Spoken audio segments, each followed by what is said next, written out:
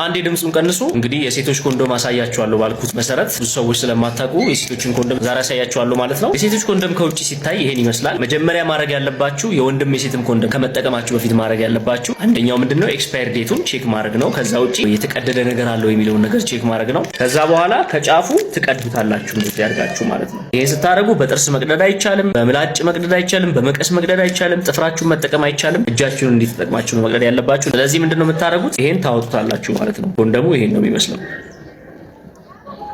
ይሄን ነው የሚመስለው። ወርቀቅ ያለ ነው። እንደ ወንድ ኮንዶም አይነት አይደለም። ምንም እንዲህ የሚተረተርና ወደታች እንዲህ የሚፈለቀቅ ነገር የለውም። እንዲህ ሆኖ ነው ሲመጣ የሚመጣው። ኦሬዲ ኮንዶሙ ሉብሪካንት ስላለው ወይም ደግሞ ማለስለሻ ስላለው ማለስለሻ ባትጠቀሙም ችግር የለውም። ግን ሉብሪኬትድ ያልሆነ ከሆነና ማለስለሻው በጣም ትንሽ ከሆነ ወተር ሶሉብል የሆነ ሉብሪካንት መጠቀም ትችላላችሁ። ከዛ በኋላ ምንድነው የምታረጉት የሚለውን ስናይ ይሄ በውጪው በኩል ቀዳዳ ያለበት ቦታ ነው። ይሄ ደግሞ ድፍኑ ፓርት ነው። በድፍኑ ፓርት በኩል ይሄንን እንደዚህ አድርጋችሁ ትጨምቁታላችሁ። ለምሳሌ ይሄን እንደ ብልት ብትወስዱ በጫፉ በኩል እንዲያርጋችሁ መክተት ነው።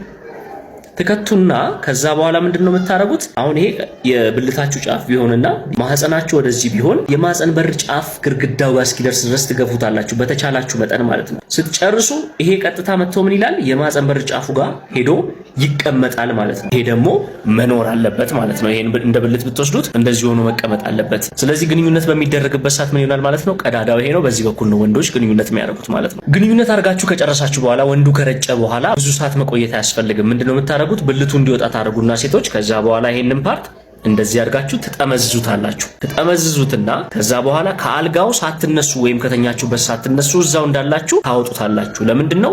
ቆማችሁ ከሆነ የምታወጡት ውስጥ ያለው ስፐርም ወይም ሌላ ነገር እንዲወጣና ስፕላሽ እንዲያደርግ ስለሚያደርግ ያ ደግሞ መሆን ስለሌለበት እዛው እንዳላችሁ ታወጡትና ከዛ በኋላ ትቋጥሩታላችሁ። ከዛ በኋላ ቆሻሻ መጣያ ውስጥ ነው የምጥሉት። የሴት ኮንዶምንና የወንድ ኮንዶምን በአንድ ላይ መጠቀም አይቻልም። የወንድ ኮንዶም ካረገ ወንድ ልጅ የሴት ኮንዶም መጠቀም የለባችሁም። የሴት ኮንዶም ደግሞ ሴት ልጅ ካረገች የወንድ ኮንዶም ማድረግ የለባችሁም።